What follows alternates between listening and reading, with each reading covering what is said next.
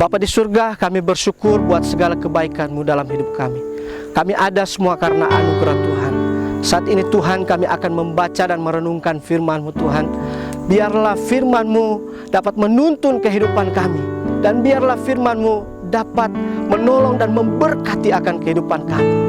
Terpujilah nama-Mu Tuhan. Kami mohon ya Roh Kudus, biarlah Engkau menerangi hati dan pikiran kami, agar ketika kami baca renungkan firman-Mu, kami dapat memahami kebenaran firman Tuhan dan melakukannya dalam kehidupan kami.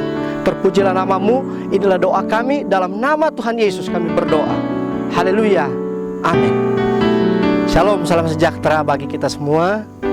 Di saat ini dalam kehidupan kita, saya tahu bahwa tidak lepas dari yang namanya pergumulan, tidak lepas dari yang namanya kesukaran-kesukaran dalam hidup.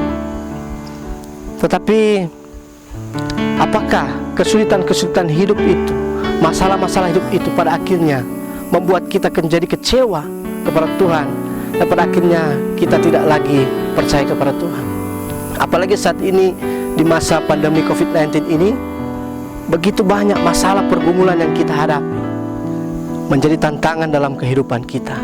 Namun sebagai orang yang percaya, marilah kita terus tetap percaya kepada Tuhan dengan sungguh-sungguh, terus berharap kepada Tuhan. Sebab Tuhan yang kita sembah, Tuhan yang kita puji adalah Tuhan yang berkuasa, adalah Tuhan yang sanggup untuk mengubahkan kesukaran menjadi kesukacitaan.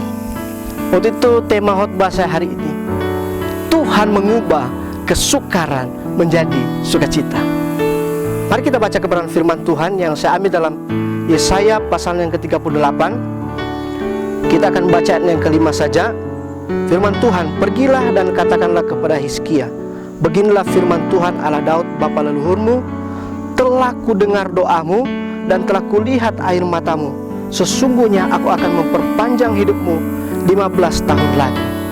Dalam bacaan firman Tuhan saat ini, kita melihat di mana kehidupan Raja Hizkia. Dia pernah mengalami suatu masalah dalam pergumulan hidupnya. Dia pernah mengalami kesukaran di dalam kehidupannya.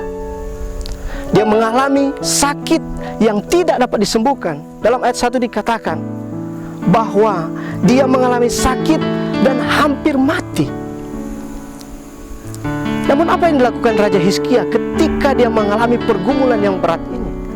Apakah pada akhirnya dia kecewa dengan Tuhan dan berontak kepada Tuhan, atau apa pada akhirnya dia marah kepada Tuhan? Dikatakan firman Tuhan, ketika dia mengalami kesulitan hidup, dia datang berdoa kepada Tuhan. Bukan saja hanya berdoa, saudara-saudara, tetapi dalam ayat 3 yang kedua dikatakan, dia mengingatkan Tuhan, ingatlah Tuhan, aku telah hidup di hadapan-Mu dengan tulus hati. Dia melakukan apa yang baik di mata Tuhan. Dan yang ketiga, saudara, dalam bagian ayat 3 bagian yang terakhir dikatakan, kemudian menangislah Hizkia dengan sangat. Ketika dia menghadapi pergumulan hidup, ketika dia menghadapi kesukaran dalam kehidupannya, dia datang menangis kepada Tuhan. Dia memohon dengan air mata kepada Tuhan. Ini yang dilakukan Hizkia ketika dia menghadapi masa-masa sulit dalam kehidupannya. Dan apa yang kita boleh lihat dalam firman Tuhan ini, dalam ayat 4 dan 5 dikatakan, berfirmanlah Tuhan kepada Yesaya, katakanlah kepada Hizkia bahwa aku telah mendengarkan doamu dan aku telah melihat air matamu. Tuhan menjawab doanya tepat pada waktunya. Saudara-saudara kasih Tuhan, mungkin dalam kehidupan kita ada begitu banyak pergumulan dan masalah, apalagi menghadapi wabah COVID-19 ini. Ada kesukaran-kesukaran yang harus kita hadapi dan alami. Tapi saya percaya, dan kita juga harus percaya bahwa kita punya Tuhan yang sanggup, Tuhan yang besar, yang mampu untuk menolong kita. Dia sanggup untuk mengubahkan kesukaran-kesukaran itu menjadi sukacita. Kalau Hizkia boleh ditolong oleh Tuhan, Tuhan yang sama juga akan sanggup untuk menolong kita, untuk menolong, membebaskan kita, bahkan mengubah kesukaran-kesukaran kita menjadi sukacita. Seperti dalam satu pujian yang mengatakan, dia mengerti bahasa tetesan air mata.